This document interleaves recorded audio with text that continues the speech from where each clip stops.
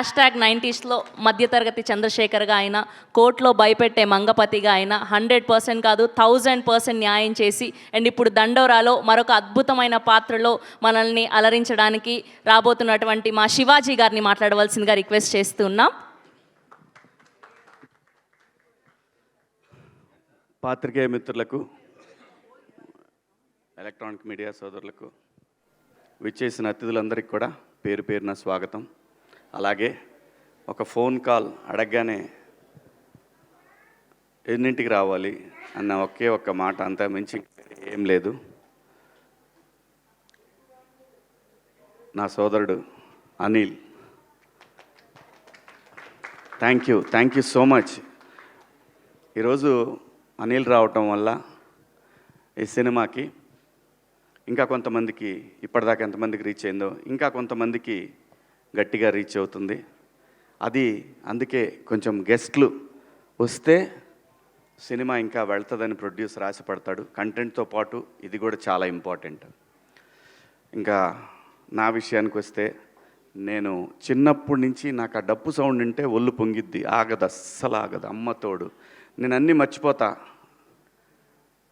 అసలు నేను ఆగలేను. చిన్నప్పుడు ఊర్లో మాకు సముద్రయ్య అని ఒక అతను ఊళ్ళో ఏది జరిగినా డప్పేయటానికి వచ్చేవాడు. తప్పెట అంటాం మేము, తప్పెట వేసుకొని వచ్చేవాడు, అన్నీ అనౌన్స్ చేసేవాడు. అతనితో పాటు వెనకాల పరిగెత్తుకుంటా డ్యాన్స్ వేసుకుంటూ వెళ్ళేవాళ్ళం. అది నరనరాల్లో జీర్ణించిపోయింది. సో అందుకే ఎవరిని ఇబ్బంది పడి ఉంటే సారీ.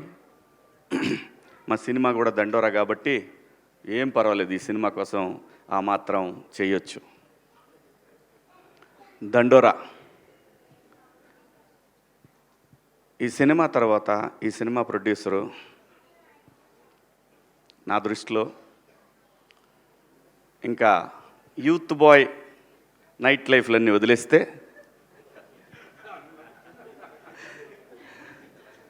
చాలా చాలా చాలా చాలా టేస్ట్ ఉన్న, ఆ పేర్లు ఉన్నవాళ్ళే, ఆ బెనర్జీ అనే పేరున్నవాళ్ళు, వాళ్ళ వైబు, వాళ్ళ థింకింగు. నేను ఇండస్ట్రీలో తిలక్ గారు అనే ప్రొడ్యూసర్ ఉండేవారు, ఆయన పూర్తి పేరు కూడా బెనర్జీ గారు అని ఉండేది. ఆ బెనర్జీ అంటే కమ్యూనిస్టులకు ఎక్కువ పెట్టుకునేవాళ్ళు ఈ పేర్లు. కమ్యూనిస్టుల ఫ్యామిలీస్లో ఉన్న వాళ్ళల్లో ఎక్కువ ఈ బెనర్జీ అనే పేరు పెట్టుకునేవాళ్ళు. సో చాలా చాలా చాలా అంటే అండి, సినిమా డబ్బులుంటే తీయొచ్చు, డబ్బులు ఎవరిని ఇస్తే తీయొచ్చు, కానీ కథను సెలెక్ట్ చేసుకుంటాడు చూసారా, అది అందరితో సాధ్యమయ్యే పని కాదు. 100% డబ్బులు మనం అన్ని బిజినెస్ల్లో బ్రహ్మాండంగా తోపులం బ్రహ్మాండంగా చేశామని అనుకుంటారు, కానీ భగవంతుడికి ఒక్కొక్కడికి ఒక్కొక్క టాలెంట్ ఇస్తాడు. డబ్బులు ఇవ్వకపోవచ్చు, డబ్బులు అవే వస్తాయి. సరస్వతి ఉంటే లక్ష్మి నడుచుకుంటా వచ్చేస్తాయి. అంటే అలానే ఆయన దగ్గర డబ్బు లేదని కాదు నా ఉద్దేశం. కథని సెలెక్ట్ చేసుకోవటం దగ్గరే ఏ ప్రొడ్యూసర్ సక్సెస్ అయినా కానీ దానికి పునాది అదే. అలాంటి ఐక్యూ ఉన్న, దండిగా ఉన్న నిర్మాత బెన్నీ గారు. డెఫినెట్గా ఈ సినిమా తర్వాత ఆయన్ని చూసే విధానం మారిపోద్ది. అలాగే దర్శకుడు, సినిమా అంటే ఎవరికి ఇష్టం ఉండదండి, ఎవరికి ప్యాషన్ ఉండదు. తన కెరీర్ని అమెరికాలో తన స్టూడెంట్ లైఫ్ని, తర్వాత తన జాబ్ని ఎంజాయ్ చేసిన తర్వాత తనంటూ ఇంకా నేను బతకగలననే ధైర్యం వచ్చిన తర్వాత సినిమా కోసం తనకున్న అన్నీ వదిలేసుకొని సినిమా మీద ఉన్న ప్యాషన్ తోటి ఒక మంచి కథ రాసుకొని, మంచి కథ అంటే అండి, ఈ సినిమాకి ముందు చెప్పాల్సింది, ఇది చాలా బాగా రాసిన స్క్రిప్ట్ అండి. నాకు కథ అంతా తెలిసినా సరే థియేటర్లో నేను చూశాను. మీరు మా ఆర్టిస్టులు ఎంతమంది చూశారో నాకు తెలియదు. సినిమా నేను చూశాను. ఎక్కువ చెప్తే ఓవర్ అవుతుందేమో అనే భయం కూడా ఉంది లోపల.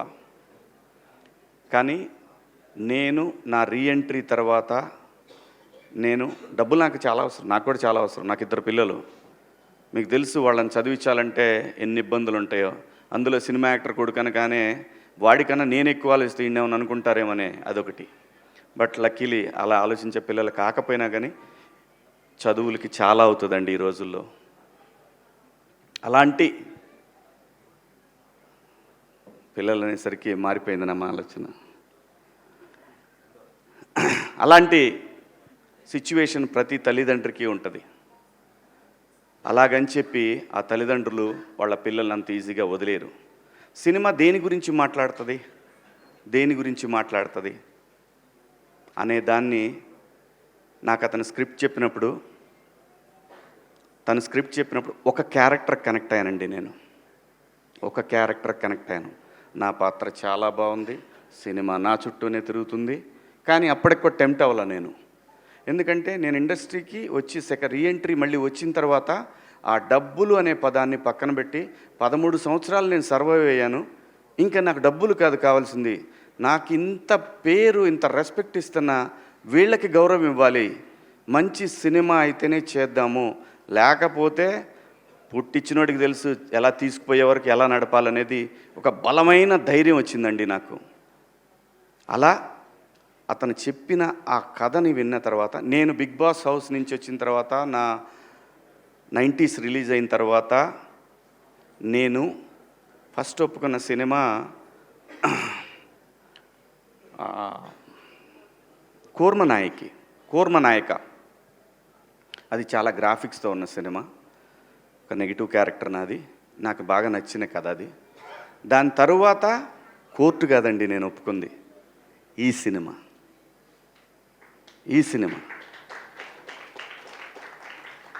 దీనికి పురిటి నొప్పులు ఉన్నాయి, లేవంటలేదు. ఆ కారణం చేతనే నాని గారు తొందరగా అయిపోయింది, కానీ బెన్నీ కదా కొంచెం కష్టం ఉంటుంది. ఉండాలి, ఉంటేనే రెస్పాన్సిబిలిటీ ఉంటుంది, లేకపోతే కష్టం. అలా ఈ సినిమా 90s చేసిన నవీన్ మేడారం అని ఆయన నిర్మాత, దానికి సిరీస్కి ఆయన ద్వారా వచ్చారు ఈయన నా దగ్గరికి. ఈయన వచ్చినప్పుడు ఫస్ట్ నాకు పిచ్ డెక్ పంపించమని చెప్పాను నవీన్ మేడం, అది పంపించారు. ఆ తర్వాత ఆయన కథ చెప్పారు, వచ్చి నాకు కథ చెప్పారు. అదంతా వింటున్నాను కానీ నేను ఎక్కడ టెంప్ట్ అవ్వలేదు.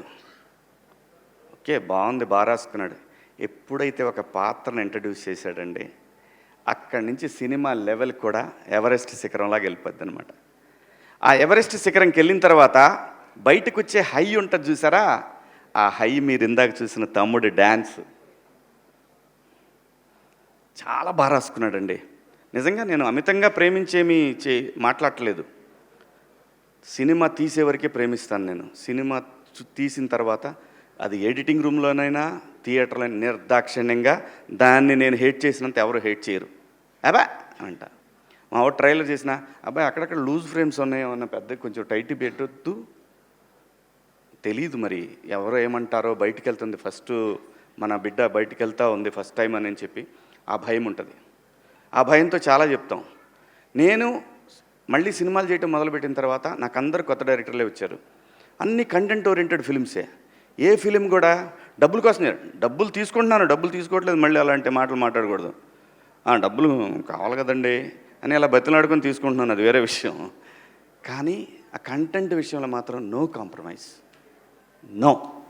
ఈ సినిమా ప్రతి ఒక్కళ్ళని చాలా సినిమా రిలీజ్ అయిన తర్వాత రేపు లేదంటే ప్రీమియర్స్ పడ్డ తర్వాత జర్నలిస్ట్ సోదరులు ఉన్నారనే పెద్ద ధైర్యం అయితే నాకు ఒకటి ఉంది. ఎందుకంటే మీరు రీసెంట్ డేస్లో వాళ్ళు మీరు చూశారు, ఒక ప్రీ వెడ్డింగ్ షో కానీ ఆ తర్వాత వచ్చిన 2-3 సినిమాలు కానీ వాళ్ళు బ్రహ్మరథం పట్టిన విధానం, అది ఇండస్ట్రీకి శ్రీరామరక్ష, నిర్మాతలకి శ్రీరామరక్ష. అలాంటి ఒక ధైర్యం నాకుంది. ఈ కథని వాళ్ళు ఎలా చూస్తారనే దాంట్లో నేను సినిమా చూసా. సినిమా అద్భుతంగా వచ్చింది. ఇది మార్నింగ్ షో వరకే ఈ వారం చిన్న సినిమాలు ఏం రిలీజ్ అవుతున్నాయి అని మాట్లాడుకునే వాళ్ళకి మాత్రం ఈ వారం చిన్న సినిమాల్లో ఇదొక చిన్న సినిమా. కానీ 25th సాయంత్రానికి ఇది చాలా పెద్ద సినిమా.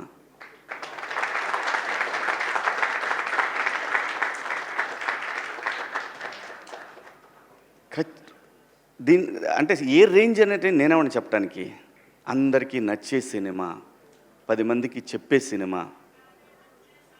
ఇందాక అనిలు నేను ఒక విషయంలో మాట్లాడుకున్నప్పుడు ఈ సినిమా మనం మన తాతల నుంచి చూస్తున్నాము, మన నాన్నని చూసాము, మనము చూసాము, మన తర్వాత జనరేషన్స్ ట్విట్టర్లో కులం గురించి కొట్టుకునేది చూస్తున్నాము.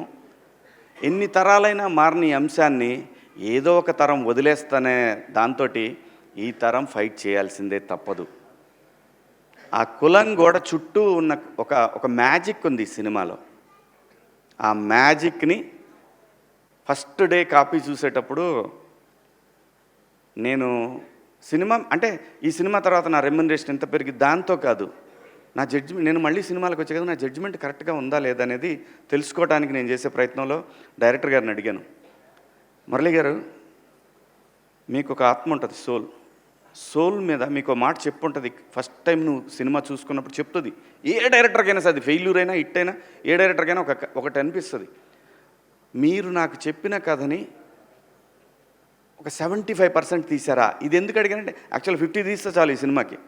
75% తీశానని మీ ఆత్మ చెప్తుందా మీకు అని అంటే ఆయన అన్న ఎగ్జాక్ట్ వర్డ్స్, సార్ అందరూ ఓవర్వెల్మింగ్గా ఉంది సార్, భయం వేస్తుంది నాకు, కానీ నేను ఒక 80% తీసా అనుకుంటున్నాను సార్ అని అన్నారు. ఎగ్జాక్ట్గా ఇదే మాట మాట్లాడారు ఆయన. చాలు 50 తీస్తే చాలు, నువ్వు 80 అనుకున్నావు అంటే ఖచ్చితంగా 60-70 దాకా వచ్చి ఉంటుంది, అది ఏం ప్రాబ్లం లేదు. చాలా మంచి సినిమా తీశాడండి. ఇలాంటి సినిమా మీరు ఆదరించాలా వద్దా అనే విషయం ప్రేక్షకులది. అడగాల్సిన బాధ్యత మాది. అలాగే మీడియా మిత్రులు మరొకసారి ఖచ్చితంగా అడగాల్సిందే. అలాగే ఈ సినిమాలో పనిచేసిన టెక్నీషియన్స్ వెంకట్ గారు కానివ్వండి, సృజన తను కానివ్వండి, మార్క్ రాబిన్ గారు కానివ్వండి, అలాగే ఈ సినిమాకి పనిచేసిన ఎడ్వర్డ్ ద టోపీ మ్యాన్ చాలా చాలా చాలా కష్టపడ్డాడండి తను కూడా. అంటే ఆర్టిస్టుల్ని ప్రొడ్యూసర్ని మేనేజ్ చేయటం అంత ఈజీ కాదు. చాలా చాలా డీసెంట్గా డిగ్నిఫైడ్గా బిహేవ్ చేసి సినిమాని ఎక్కడా కూడా తగ్గకుండా నీట్గా ఒక కాపీ దాకా వచ్చేటట్టు పనిచేసి తను కానీ, మేనేజర్గా పనిచేసిన మా రెడ్డి గారు కానీ, ఇలా అందరూ ప్రతి ఒక్కళ్ళు అండి మా ఆర్టిస్టులు అందరూ, సుబ్బారావు గారు, మిగతా మా రాఘవేంద్రరావు గారు, జూనియర్ రాఘవేంద్రరావు గారు, అందరండి. ఇతను చూస్తే కోపం వస్తుంది, మీకు చంపేద్దాం అనిపిస్తుంది రేపు సినిమాలో. అలాగే ఆయన సుబ్బారావు గారిని చూసిన మిత్రులు, ఆయన్ని చూసిన, ఇదిగో ఇతను చూస్తే ఇతను కనపడితే ఎక్కడ కనపడతాడని అడుగుతారు. ఉంది చాలా మ్యాటర్ ఉందండి సినిమాలో. చాలా బాగా తీశారు సినిమాని. ఖచ్చితంగా చాలా మంచి సినిమా. ఈ సినిమాలో మేము పనిచేసామని చెప్పుకొని ధైర్యంగా ఆర్టిస్టులు అందరూ చెప్పుకునే సినిమా. ఈ సినిమాలో నాకు బాగా నచ్చిన పాత్రల్లో బిందు మాధవ్ గారి పాత్ర ఒకటి. ఏమండి, మన దగ్గర చాలామంది ఆర్టిస్టులు ఉన్నారండి, చాలామంది. ఎట్లాంటి ఈగోకి పోవసరం లేదు. మనిషి జీవితమే ఈగోల మయం. ఎలాంటి ఈగోలు పోవాల్సిన లేదు. మీరు పాత్ర ఇచ్చి చూడండి, భారతదేశంలో ఏ నటుడికి తగ్గకుండా పనిచేసే ఆర్టిస్టులు ఇక్కడ ఉన్నారు. బయట భాషల్లో వాళ్ళు బాగా చేయరని కాదు, వాళ్ళు మంచి ఆర్టిస్టులు కాబట్టే మన వాళ్ళు పెట్టుకుంటున్నారు. నేను ఎవరిని కూడా, ఇక్కడ భాషా భేదాలు లేవు, కానీ ఇక్కడ బోల్డ్ టాలెంట్ ఉందండి. చాలా కుప్పలు తెప్పలు టాలెంట్ ఉంది. నందు కానివ్వండి, మా తమ్ముడు చింపి చాట చేశాడు సినిమాని. అలాగే రవికృష్ణ, మణిక, మీ ఇద్దరు పేరు తలకాయ నొప్పి నాకు ఈ సినిమాకి. Monica, Robin Singh, Robin Hood లాగా. ఆ అమ్మాయి ఒక్క షాట్ మీ జీవితాంతం మర్చిపోలేరండి. ఆ అమ్మాయి చేసిన ఒక షాట్ అయ్యి బాబోయ్ అసలు మామూలుగా ఉండదు. అలాగే చాలా ఉన్నాయండి, చాలా చెప్పుకోవాలి ఈ సినిమాలో. అందరూ బాగా చేశారు. నేను ఎలా చేశాను అనేది మీరు అందరు రేపు సినిమా చూసి చెప్తారు. Thank you so much. మీ అందరికీ పేరు పేరుని ఇంకెవరన్నా మర్చిపోయానా? ఎవరిని మర్చిపోలేదు. ఆ అమ్మాయి ఇంక సింగర్గా మిగలదు, యాక్టరే, ఖచ్చితంగా యాక్టరే. ప్రతి ఒక్క ఈ సినిమాలో ఒక్క పాత్ర కూడా వేస్ట్ పాత్ర అనేది ఉండదు. అంటే గ్రూపులో ఏదో పెట్టారులే ఫ్రెండ్స్ ఉండాలి కాబట్టి ఫ్రెండ్స్ పెట్టాను. సత్యన్ అని ఇంకో క్యారెక్టర్ ఉంటుంది, టీ మ్యాన్. ప్రతి ఒక్క పాత్ర. ఇప్పుడు ఎందుకులే అమ్మా ఇవన్నీ. అందరూ బాగా చేశారు. గట్టిగా దండోరా వినపడుతుంది. దేశమంతా, రాష్ట్రం అంతా, ప్రపంచం అంతా వినపడుతుంది. Thank you so much. ఈ సినిమాలో అవకాశం ఇచ్చిన బెన్నీ గారికి, అలాగే డైరెక్టర్ గారికి, ప్రతి ఒక్కళ్ళకి. అన్నిటికన్నా ముఖ్యంగా ఈరోజు ఈ స్టేజ్కి ఒక గ్లామర్ తీసుకొచ్చిన నా సోల్ తమ్ముడు అనిల్, థ్యాంక్ యూ. అబ్బాయి అని పిలుచుకుంటా నేను. మా పిల్లల్ని కూడా అబ్బాయి అని, ఎరా అని పిలుచుకుంటా, కానీ అబ్బాయి అని పిలుచుకుంటా నేను. సో తను రావటం నిజంగా చాలా చాలా చాలా కళొచ్చింది స్టేజ్కి. Thank you so much Anil. Thank you. Love you. Kasarla Shyam గారు, వామ్మా ఇతను మళ్ళీ నేషనల్ అవార్డు కొడతాడు, గ్యారంటీ, డౌటే లేదు. ఏం డౌట్ లేదయ్యా. 200% దీనికి నేషనల్ అవార్డు రాకపోతే ప్రజలు తిట్టుకుంటారు. అది వాళ్ళకే వదిలేస్తున్నా. Thank you so much. Thank you అండి. Love you all.